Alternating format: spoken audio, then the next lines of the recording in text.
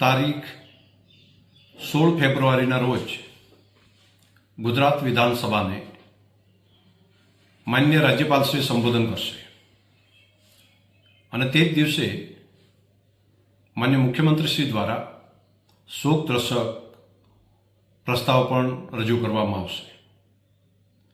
17મી તારીખે ગુજરાત રાજ્યનું 2026-27નું અંદાજપત્ર ગુજરાત રાજ્યના માન્ય નાણામંત્રીશ્રી ગુજરાત વિધાનસભાની અંદર રજૂ કરશે.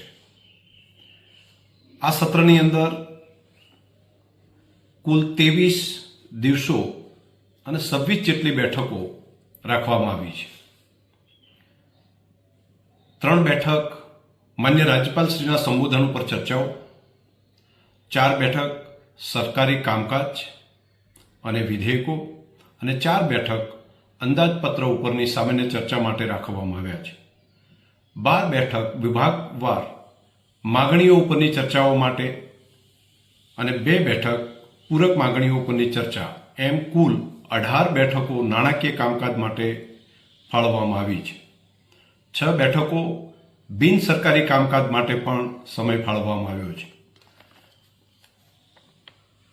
આ 8મા સત્રની અંદર તારાંકિક પ્રશ્નો માટે માન્ય મંત્રીશ્રીઓના 5 જૂથની રચના કરવામાં આવી છે.